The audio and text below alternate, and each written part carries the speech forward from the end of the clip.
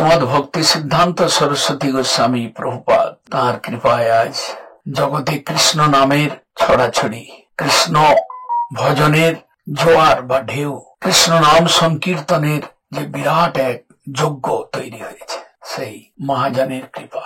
ভক্তি সিদ্ধান্ত ছিল সরস্বতী গোস্বামী প্রভুপাদ।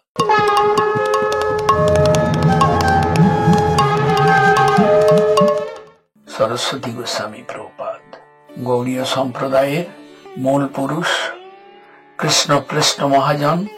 সেই কৃষ্ণপ্রেষ্ঠ মহাজন শ্রীমদ ভক্তি সিদ্ধান্ত সরস্বতী গোস্বামী প্রভুপাদ তাঁর কৃপায় আজ জগতে কৃষ্ণ নামের ছড়াছড়ি, কৃষ্ণ ভজনের জোয়ার বা ঢেউ, কৃষ্ণ নাম সংকীর্তনের যে বিরাট এক যজ্ঞ তৈরি হয়েছে, সেই মহাজনের কৃপা। ভক্তি সিদ্ধান্ত ছিল সরস্বতী গোস্বামী প্রভুপাদ।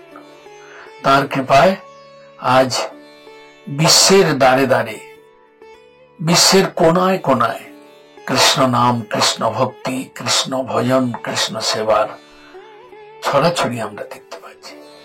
একজন মহাজন, তিনি তার প্রভাব যে সময় আজকে থেকে প্রায় 150 বছর পূর্বে তিনি যে প্রভাব বিস্তার করেছিলেন, জগৎ কৃষ্ণ ভক্তি শূন্য ছিল। মহাপ্রভুর শ্রী চৈতন্যদেবের আবির্ভাবের পূর্বে ভক্তি শূন্য সংসার, কলির প্রভাবে বিষহরি, কালী, চণ্ডী, দুর্গার পূজা, মদ্য মাংসের সেবন, বিড়াল কুকুরের বিবাহ দান, এই সকল কার্যে মানুষ লিপ্ত হয়েছিলেন। ভক্তি শূন্য অবস্থায় মহাপ্রভু এলেন, কৃষ্ণ নাম নিয়ে এলেন। সেই কৃষ্ণ নাম শ্রী চৈতন্যদেব কোন সময় ফোরকাস্ট করলেন, পৃথিবী পর্যন্ত যত নগরাদি গ্রাম, সর্বত্র সঞ্চার হইবে মোর নাম। আমার এই কৃষ্ণ নাম আমি আনলাম, গোলক থেকে নিয়ে এলাম।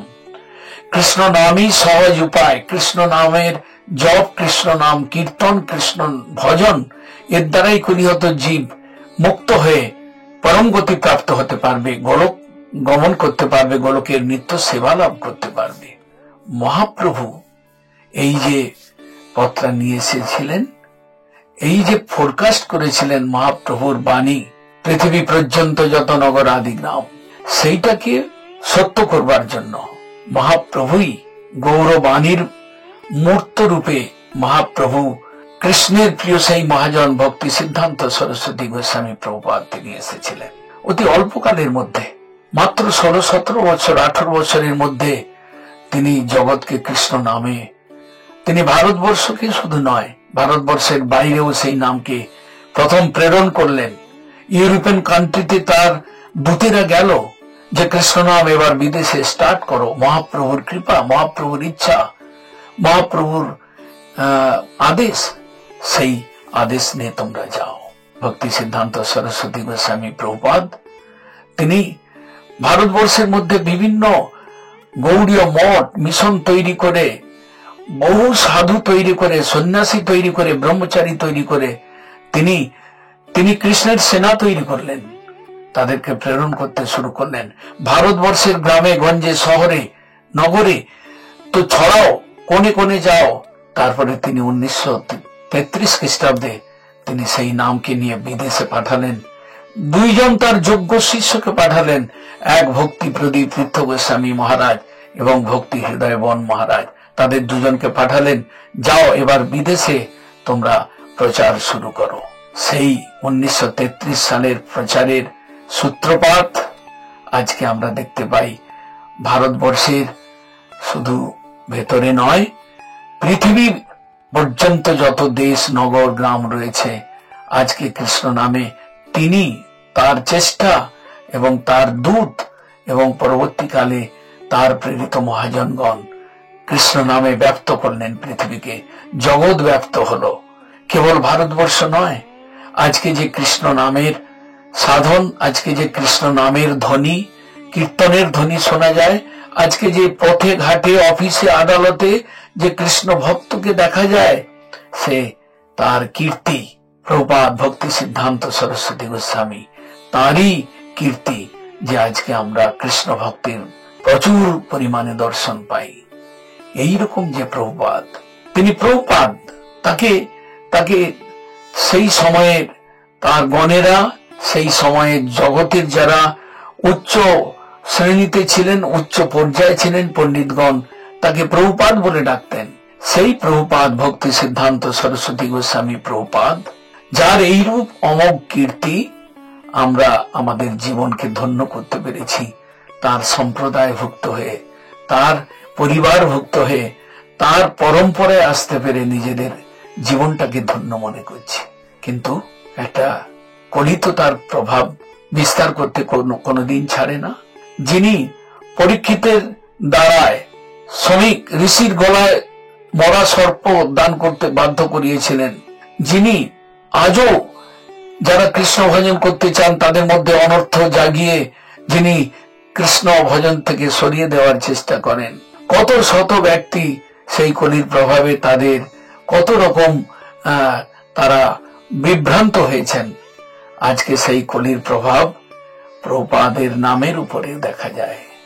কেউ কেউ আজ বলেন ভক্তি সিদ্ধান্ত সরস্বতী ঠাকুর। প্রভুপাদ বলতে তিনি লজ্জিত হচ্ছেন, প্রভুপাদ লিখতে তারা লজ্জিত হচ্ছেন, কোথাও তারা বাধাপ্রাপ্ত হচ্ছেন। সব কলির কাজ, ভক্তির কাজ নয়, যোগমায়া দেবীর কাজ নয়। যোগমায়া দেবী যেখানে প্রকাশিত হন সেখানে কৃষ্ণ ভক্তির মহিমা স্ফূর্তি লাভ করে।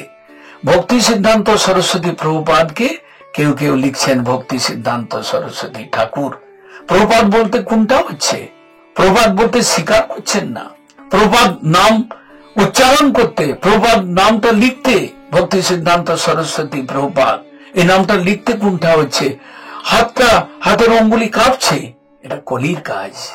নিশ্চয়ই এর পেছনে কিছু কারণ রয়েছে, নিশ্চয়ই কোনো তার স্বার্থে আঘাত লাগছে। প্রভুপাদ বলতে তিনি কুণ্ঠিত হচ্ছেন। এমন সম্প্রদায় আজকের দিনে, এমন ব্যক্তিত্ব, এমন সম্প্রদায়, এমন গোষ্ঠী আজকের দিনে কলির কৃপায় তৈরি হয়েছে।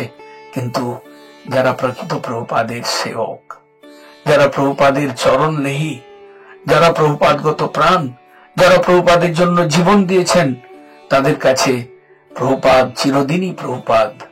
তারা জানেন যে সত্য একমাত্র যিনি সত্য, একমাত্র যিনি সুন্দর, একমাত্র যিনি প্রভুপাদ রূপে পদবী লাভ করবার যোগ্য, তার নাম কোনোদিন মিটতে পারে না।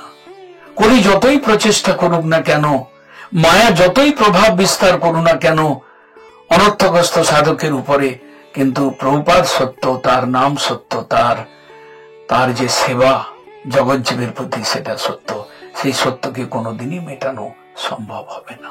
তাই দুঃখ লাগে ওর হাসি, ধন্য কলি তেরা তামাশা, দুঃখ লাগে ওর হাসি।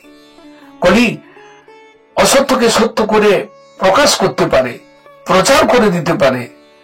অসত্যকে সত্য বলে অনেকের মস্তকে সেটা ঢুকিয়ে দিয়ে তার মস্তকে বিকৃতি আনতে পারে।